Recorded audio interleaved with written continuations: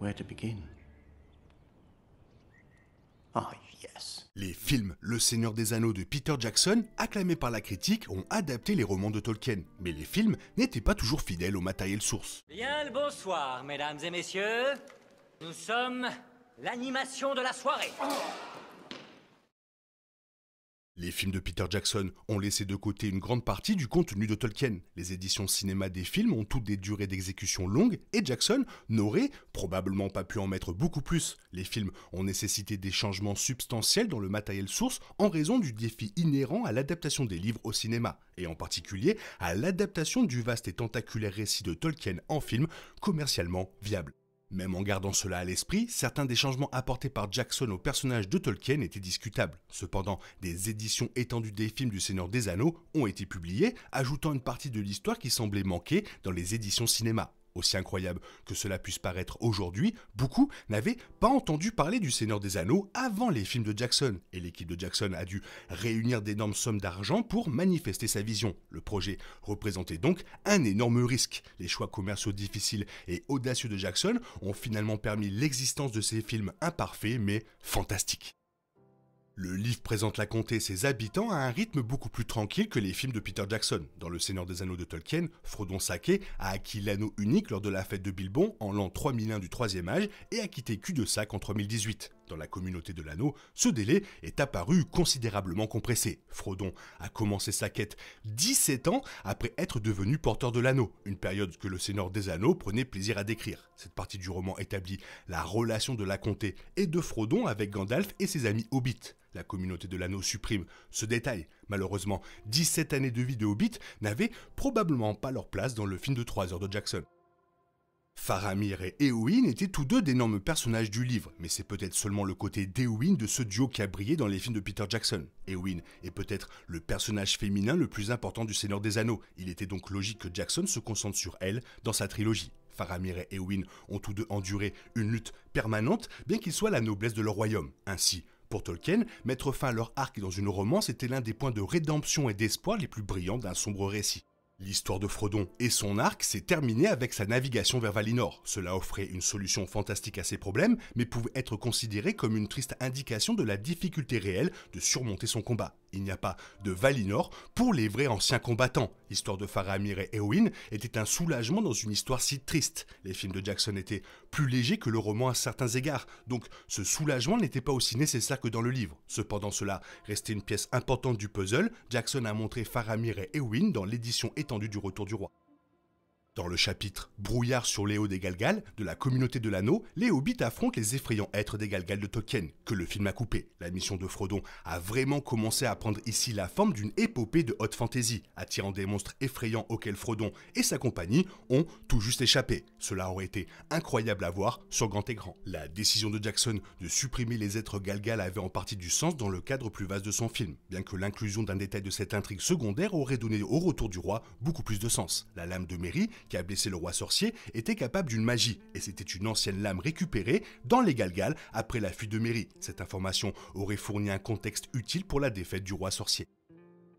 La place du chef Rohirrim Ekenbrand dans la guerre de l'anneau était énorme mais a été complètement coupée des films de Jackson, remplacée en grande partie par Éomer. Le Seigneur des Anneaux était, entre autres choses, une histoire de guerre reflétant la propre expérience de guerre de Tolkien. Ainsi, ces livres ont étoffé la guerre du film et ses batailles de manière beaucoup plus détaillée avec beaucoup plus de nuances. Peut-être que couper Egenbrand a fonctionné pour les films de Jackson pour la même raison que couper Glorfindel, mais les films de Jackson auraient pu adopter une approche plus Tolkien de la guerre. Les films d'action drôle de Jackson ont été un succès, ce qui est une bonne chose, mais ils ont parfois eu l'impression de banaliser la guerre par rapport aux livres de Tolkien. Cela aurait peut-être été évitable avec plus de détails sur sa stratégie, ses pertes et ses héros comme Egenbrand. Le prince Imrahil de Dol Amroth était encore un autre personnage du matériel source qui ne figurait pas dans la communauté de l'anneau, les deux tours ou le retour du roi. Imrahil semblait important pour le livre, se rangeant du côté d'Aragorn lors de son ascension au trône, contribuant ainsi à légitimer sa prétention. Il était également l'oncle de Faramir et Boromir et était encore plus étroitement lié aux elfes qu'Aragorn, en tant qu'autre du Nédin. Dans Le Seigneur des Anneaux, Legolas le regarda et s'inclina profondément, car il vit qu'il y en avait effectivement un qui avait du sang elfique dans les veines, prouvant le potentiel d'un personnage secondaire héroïque numénoréen. Cependant, introduire des personnages aussi tard dans des franchises de films d'action ou d'aventure n'était pas une pratique courante. Cela pourrait dérouter le public et nuire autant passer à établir des liens émotionnels avec les personnages existants avant le final.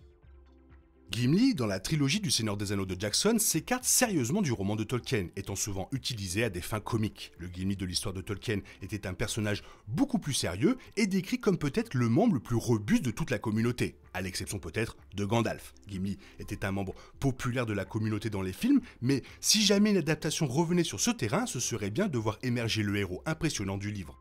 Gimli et Legolas étaient tous deux plus âgés qu'Aragorn dans le livre. Alors qu'Aragorn était à juste titre décrit comme le leader de la communauté dans le film, l'ancienneté de Gimli aurait pu être un peu plus visible. L'arc de Gimli dans les livres s'est étendu aux annexes du Seigneur des Anneaux. S'il est vrai qu'aucune trilogie cinématographique ne pourrait jamais espérer adapter tout cela, peut-être que certaines des réalisations de Gimli auraient pu éclairer davantage les films. Gimli est devenu le seigneur des grottes scintillant dans le livre, aidant à reconstruire les portes de Minas Tirith.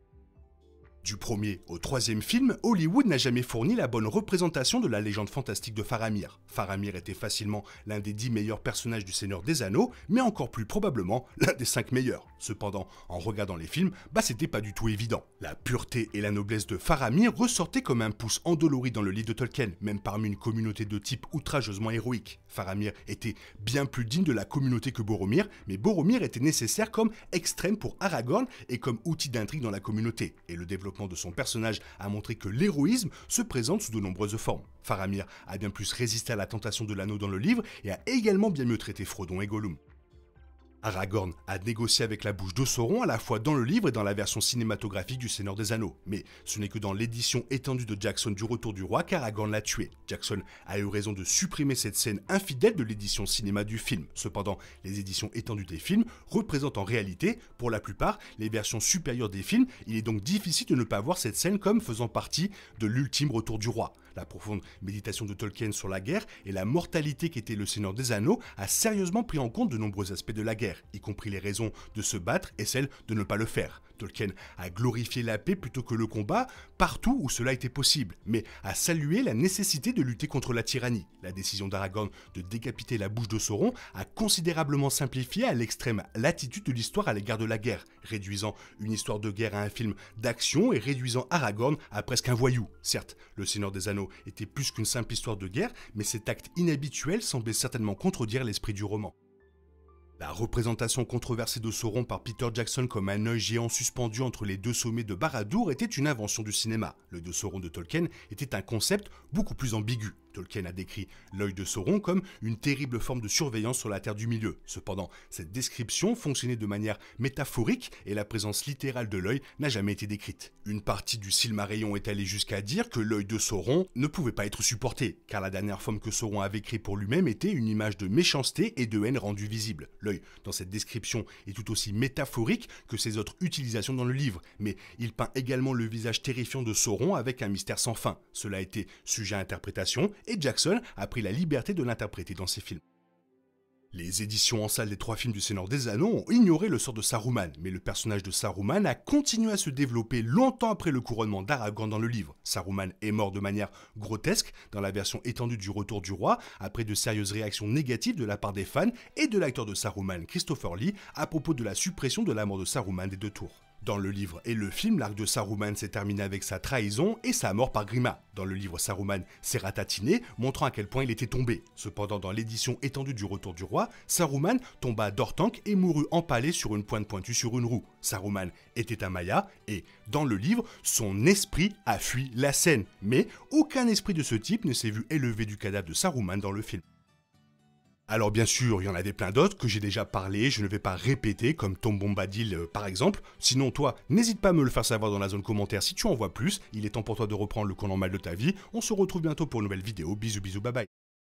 Il est impossible de compter sur les autres de nos jours, on est obligé de tout faire soi-même. Je me trompe? Rien de grave, j'avais tout prévu. Où va le monde, je vous le demande.